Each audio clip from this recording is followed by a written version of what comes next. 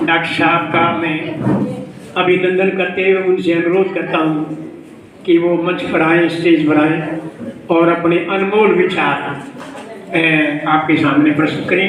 Doctor Deshraj जी। सबको मेरा नमस्कार। और फॉर्मली प्रोग्राम को शुरू करने से पहले मेरी इच्छा थी मैं एक एक बच्चे से मिला था। तो आज के इस प्रोग्राम के कर्णधार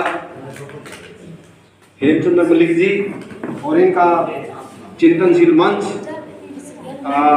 श्री भगवान जी, दूसरे पदाधिकारी, गांव के और बुजुर्गों, स्कूल के बच्चों, मातृशक्ति, मैं इस गांव के बच्चे को और सभी यहाँ आए सभी को मैं नमन करता हूँ, नमस्कार करता हूँ। और मैं धन्यवाद भी करता हूँ कि इस गांव के लोगों के मिलने का मेरे को मौका मलिक साहब के कारण ही मिला और इन्होंने मेरे को इनवाइट किया। मैं उनका तहे दिल से धन्यवाद करता हूँ। वैसे तो मैं यहाँ आता रहता हूँ। पिछले बार यहाँ मैं आया था तो हमारे स्टूडेंट्स आए थे, यहाँ एमए के बच्चे आए थे और पूरे गांव का एक हफ्ते तक सर्वे करवाया था। और उस सर्वे में महिलाओं से लेकर के बहुत से मुद्दों को हमने डिस्कस किया था, जाना था और मलिक साहब ने बहुत हेल्प करी थी। क्योंकि आज एक मौका था अम्बेडकर जयंती का, इसके बारे में मिलने का हमें और दूसरा मौका मिला है, बहुत अच्छी बात थी। मैं अम्बेडकर जयंती के ऊपर तो अपने विचार थोड़ा सा बाद में रखूंगा। पहले मैं इनका मलिक साहब का धन्यवाद करना चाहता हूँ। ये कह रहे थे कि मेरी उम्र 80 के करीब 79 का होगा, 80 के हो गए हैं। बेटा एक मिनट बैठो, प्लीज बैठो। इनका जो जज्बा है ना वो मुझे 80 का नहीं 18 का दिखाई देता है।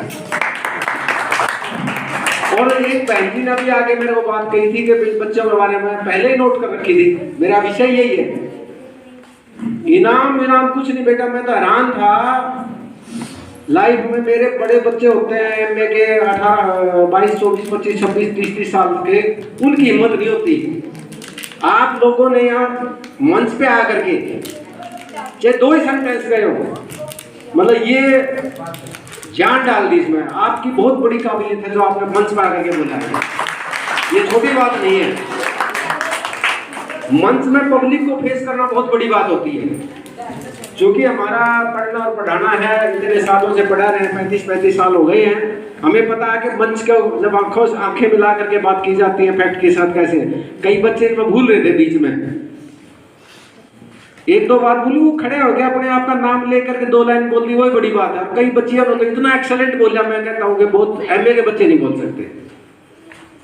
भले वो बात बार बार करी, बहुत बड़ी बात है ये। और इसका श्रेय मैं देता हूँ मलिक साहब ने जो मंच तैयार किया है। और बेटा मैं तो ये कहूँगा कि जिस तरह से काम कर रहे हैं, 2 आदमियों को प्रेज करता हूँ रोहतक में। जैसे आज हम अम्बेडकर जयंती को सेलिब्रेट कर रहे हैं, तो अम्बेडकर जयंती को जब सेलिब्रेट करते हैं उससे पहले हमने ज्योतिबा फुले को याद करना पड़ता है। इस दुनिया में आज 150 करोड़ के करीब पॉपुलेशन इंडिया की है। ये जो शिक्षा का जो मामला है ना, ये इसकी जो जोत थी वो ज्योतिबा फुले ने जगाई। ज्योतिबा फुले जो यहाँ सैनी माड़ी का टेस्ट समाज से जो शूद्र होता है, शूद्र कम्युनिटी, अनटचेबल कम्युनिटी से थे, तो वो भीख मांग के लोगों से 2-2 रुपये मांग के स्कूल खोला था। स्कूल कैसे खोला था? एक बार वहाँ कोई क्रिश्चियन मिशनरीज का स्कूल चल रहा था। स्कॉटलैंड की एक लेडी, अंग्रेज लेडी स्कूल चला रही थी। वो उसके पास गए कि मैडम आप जो स्कूल चलाते हो मैं भी स्कूल चलाना चाहता हूँ। तो उसने एक क्वेश्चन पूछा, अच्छा तुम स्कूल चलाना चाहते हो तो आप मैरिड हो? बोला जी हाँ। क्या आपने अपनी वाइफ को पढ़ाया? बोला ना जी मैंने तो नहीं पढ़ा। बोला पहले अपनी वाइफ को पढ़ाओ जब स्कूल खोलना। तो ज्योतिबा फुले आ जाते हैं, सावित्रीबाई फुले कहते स्कूल में एडमिशन ले ले 13 साल 14 साल की एज में, कहते घर वाले निकालने दो। तो उसको स्कूल में दाखिला दिलाया और वो इंडिया की पहली महिला शिक्षिका बनी, प्रिंसिपल बनी। और जैसे लड़कियां तैयार करके लाए हैं मलिक साहब, जैसे लड़कियां फरी मारी ऐसे नहीं आती थी। जब सावित्रीबाई पढ़ाने के लिए जाती थी तो उनको बच्चे बोरी में डाल के लाते थे, बच्चों को बोरी में डाल के लाया जाता था, कभी देख ना ले, बोरी में डाल के ला लेते थे और वो स्कूल में निकाल देते थे, फिर पढ़ाते थे। और ये बात क्यों जुड़ी है, ये अम्बेडकर के साथ जुड़ी हुई है। अम्बेडकर ने लाइफ में 3 लोगों को अपना गुरु माना है प्राइमरी, एक ज्योतिबा फुले को, महात्मा बुद्ध को और महात्मा कबीर को। ये मंच पे आपके सामने बैठे हैं राम भगत, डॉक्टर राम भगत जी, इनके पिताजी, इनकी स्पुत्री। ये जानते हैं कि भाई ये जो भ्रम वर्ड इन्होंने यूज किया, भ्रम, लोगों भ्रम, कुएं का मेंढक कुएं में नहीं जाएगा, वो कुएं को समुद्र मान लेता है। जब आप कभी बाहर निकलते हो ना बेटा, मैंने अपनी लाइफ में कश्मीर की पहाड़ी से लेकर के पोर्ट ब्लेयर के समुद्र तक कोई छोड़ा नहीं। मैंने हजारों यूनिवर्सिटीज में मैं गया, और इंडिया में नहीं विदेश में भी गया। जब इंडिया के विदेशों में जब जाते हो ना, तो बाहर वो पूछते हैं where did you come, India से आए हो, बोला जहां अम्बेडकर थे। कोलंबिया यूनिवर्सिटी में मोस्ट इंटेलेक्चुअल इंसान का उनको खिताब है उनके नाम पे। कनाडा में हम बात कर रहे थे, जो अल्बर्टा यूनिवर्सिटी में गए तो फ्रंट के ऊपर अम्बेडकर है, सिंबल ऑफ नॉलेज, और उनका सामने अम्बेडकर के सिवा कुछ नहीं। और लोग अपने विदेशों से गिफ्ट लाते हैं। जब अम्बेडकर वापिस आए थे ना, आ रहे थे, बुकिंग करवा दी थी किताबों की, तो वो कोई गिफ्ट नहीं लेके आए थे। 20,000 किताबें बुक करा दी, बोट डूब की, और इंडिया में खबर फैल गई थी अम्बेडकर की डूब के। वो 20,000 किताबें, मतलब उनका जो किताबों का कलेक्शन था वो कोई छोटी बात नहीं है। मैं बोलूंगा तो बहुत कुछ चीजें, थोड़ी थोड़ी चीजें, ज्यादा नहीं समझ लूंगा। भारत का संविधान कहते हैं कि भारत का संविधान लिखा, भारत का संविधान दलितों को राइट दे दिए, ये दे दिए, ये भी मिस्टिफिकेशन है। वो राइट कोई दलितों को नहीं दिए, पूरी दुनिया को राइट दिए। मलिक साहब को काफी चीजों का पता होगा, मैं याद दिलाना चाहूंगा। पॉलिटिकल साइंस के विद्यार्थी हैं। भारत के संविधान का प्रियम्बल जो एक प्रस्तावना है, उसमें 4 चीजें लिख दी: equality, liberty, fraternity and justice. समानता हो, न्याय हो, भाईचारा हो, मौलिक अधिकार जो फंडामेंटल जो हैं। आर्टिकल 14 भारत के संविधान का, बेटा एक लड़की ने कही थी, की बात में दोहरा रहा हूं, 14वां आर्टिकल 14 है, उसमें एक लाइन लिखती इक्वल बिफोर लॉ।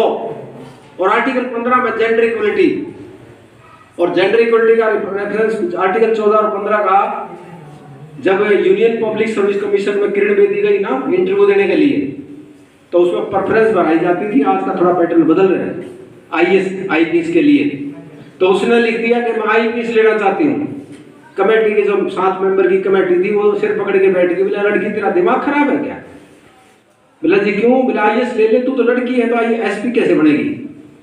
क्योंकि दिमाग लोगों का माइंड सेट ऐसा था कि एसपी का मतलब लोगों को रट मारना, एक महिला कर ही नहीं सकती। वो बोली ना कि मुझे आईपीएस चुनना, कहती ना लड़की आईपीएस नहीं हो सकती।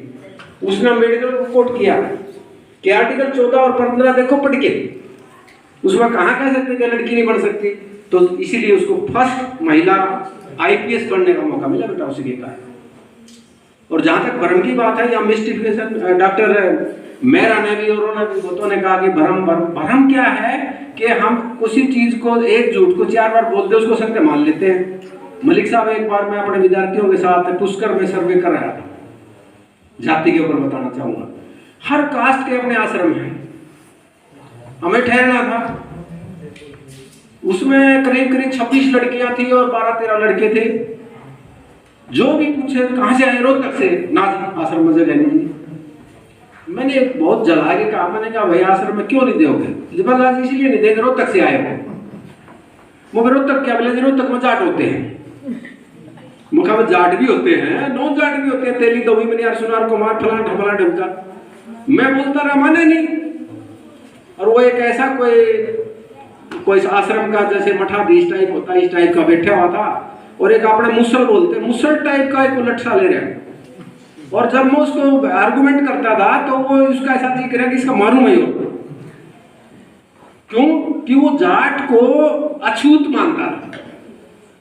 तो लड़कियां जाट थी और थी, लड़के भी थे। बोले जी ये मामला तो हमने जिंदगी में पहली बार देखा है। मैं क्या? बोला हमारे पंथचूल मानता है। मैं कहा बेटा ये अगर आप जड़ से पढ़ोगे, वर्ण थ्योरी को पढ़ोगे ना, वर्ण सिस्टम को, ब्राह्मण क्षत्रिय वैश्य शूद्र, तो उसमें तो ये मान लो 90% तक तो सारे के सारे शूद्र में हैं। अगर पंडित की बात करो, वो भी कई तरह के पंडित भाई, एक संस्कृताइज पंडित होते हैं, सही सही, हम किसी कास्ट के या उसके अगेंस्ट नहीं होते, ब्राह्मणिज्म की बात करते हैं जो अम्बेडकर और महापुरुषों ने किया। इसीलिए तुलना होती है चौधरी छोटूराम और अम्बेडकर की। ये तो सेलिब्रेट करते रहते हैं। सांपलागढ़ी में हमने भी जाकर काम किया है। आप पता हो कि चौधरी छोटूराम की शिक्षा कहाँ से हुई थी? बहुत बच्चे तो नहीं जानते हो, ये तो जानते हैं। बेटा कहाँ से करें, कहाँ पढ़े? दिल्ली में कौन सा कॉलेज है? सेंट स्टीफन, जो वर्ल्ड का कॉलेज चक्कर देने वाला है। सेंट स्टीफन के स्टूडेंट थे छोटूराम। 1.5 रुपया देने के लिए सारा दिन वो बढ़िया नीचे सोता था, वो झालना पड़ता था, जब जाके मिलता था। इतना संघर्ष किया इन लोगों ने। तो अम्बेडकर ने अपनी लाइफ के अंदर इतना संघर्ष किया, जैसे बार बार लड़कियों ने किया, वे नाजियों तो बैठने नहीं देते थे, बैठने नहीं, बाहर से सुने ना सुने बाहर बैठा देते थे। लेकिन अम्बेडकर ने स्कूल में 6ठी 7वीं में प्रोटेस्ट सीख लिया था। तभी तो कहा कि संघर्ष करो, संगठित बनो, एजुकेट बनो ना। वो वहीं लेट गए। उनके जो प्रधानाचार्य थे अम्बेडकर, ये क्या क्यों लेटे इसके नीचे? गुरुजी मुझे सुनाई नहीं देता, अगर आप अलाउ करोगे तो मैं भी अंदर बैठूंगा, नहीं तो मेरा सत्याग्रह शुरू हो गया। और इसको शिक्षा देने वाले कौन थे? उसकी माँ और उसके पिताजी या उसके गुरुजन। अम्बेडकर ने बहुत कुछ किया। बहुत से, एक बच्ची ने जिक्र किया था, महाराजा गायकवाड़ ने महाराजा बड़ौदा ने स्कॉलरशिप दे दी जब वो कोलंबिया यूनिवर्सिटी में गए पढ़ने के लिए। मीन टाइम वो अम्बेडकर की लाइफ को हम 3 टुकड़ों में बांटते हैं। उनकी शिक्षा खत्म होने के बाद पहली फेज थी 1918 से लेकर 1930 का, वो एक समाज सुधारक थे, क्योंकि 90% लोगों को कवर कर रहे थे।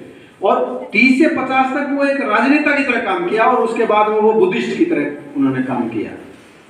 जब ये विदेशों के अंदर लंदन में राउंड टेबल कॉन्फ्रेंस हो रही थी, पूरे देश का डिसाइड होना था वे कौन आगे राजनीति करेगा, इंडिया की पावर किसको मिलेगी, कैसे कैसे होगा। राउंड टेबल कॉन्फ्रेंस हुई थी, गोलमेज कॉन्फ्रेंस के नाम से जाना जाता है। महाराजा बड़ौदा और उसकी वाइफ भी साथ में गए थे, और जब बोलने लगे, पूरी दुनिया के नेता बोल रहे थे, तो अम्बेडकर ने किसी को बोलने नहीं दिया। तब महाराजा ने कह दिया था कि भाई बेटा, तुमने मेरी स्कॉलरशिप जो थी उसका ऋण अदा कर दिया, पूरे कर दिया। अम्बेडकर ने ये नहीं किया संविधान से। आज महिलाओं को आप देखें, जितने कानून बने हैं ना, उनकी जो थीसिस थी, शोध पत्र बेटा, वो थीसिस का बेस पर आपका रिजर्व बैंक ऑफ इंडिया बना हुआ है। जो 8 घंटे का कानून है ना, नौकरी में 8 घंटे करोगे, पहले तो 8 करना 16 करना था ही नहीं, अम्बेडकर का देन है। आपके एम्प्लॉयमेंट एक्सचेंज जितने हैं वो उसका देन है। मैटरनिटी महिलाओं को मिलते हैं बेनिफिट, सारी उसकी देन है। उसने जितने कानून बनाए हैं, इसीलिए जब ये हिंदू कोड बिल पास किया जा रहा था, मैं बीच बीच में टुकड़े उठा के बोल रहा हूँ आपको, मेरे भाषण में लिंक नहीं है, मैं मोटी मोटी बात करना चाहता हूँ। जब हिंदू कोड बिल पास किया जा रहा था, हिंदू कोड बिल पास किया जा रहा था, तो कांग्रेस की सरकार के दौरान तो उस पर कुछ होना असहमति थी। अम्बेडकर सिर्फ एक बात कह रहे थे कि भाई ये हिंदू कोड बिल में अगर देश को कुछ बनाना है तो हमने महिलाओं को पूरे अधिकार देने पड़ेंगे 100%। वो बोले कैसे पॉसिबल है, जिन्हें बराबर का अधिकार दे देगा हम कहाँ जावांगे। दिल्ली में महिलाओं से अम्बेडकर के खिलाफ विद्रोह करवा दिया, महिलाओं को अधिकार दे रहे हैं। आज अपनी बेटी अपने फादर को कह सकते हैं, भाई को कह सकती है कि नहीं, या 10 किले जमीन है ना, 5 मेरे 5 तेरे, ऐसा नहीं था पहले। महिलाओं को अधिकार देना का मतलब देश को मॉडर्न बनाना, ये उनकी सोच थी। बाद में नहीं हो पाया कानून, कम से कम भी 10 कानून बना के टुकड़े बना के हमने अधिकार उसको देने पड़े, चाहे राइट टू प्रॉपर्टी और राइट टू तरह तरह के 5 कानून बाद में अब बनाए हैं सरदार मनमोहन सिंह ने, चाहे राइट टू इंफॉर्मेशन हो, चाहे फिर डोमेस्टिक वायलेंस एक्ट हो, वगैरह वगैरह। तो आज हम कह सकते हैं कि आज अम्बेडकर का संविधान जो है वो सबको सुरक्षित रखा हुआ है। अगर संविधान सुरक्षित है नहीं तो फिर राजतंत्र खत्म होकर वो राजाशाही सिस्टम हो जाएगा। मलिक साहब ने कहा था कि एक अधिकार दे दिया वोट का, आप अपने शत्रु से भी बदला ले सकते हो दे करके ना। तो अम्बेडकर का तो जो शिक्षा का जहाँ तक मामला है, ऐसा हमें तो दिखाई नहीं दिया पूरे वर्ल्ड में इतना जो हो सकता है इंडिया में 150 करोड़ की पॉपुलेशन में उसकी महत्ता वो समझने वाले कम हो, लेकिन विदेश में तो ये पूछते हैं वो अम्बेडकर जहाँ इंडिया वाला अम्बेडकर, उससे ऊपर कोई बड़ी बात नहीं है।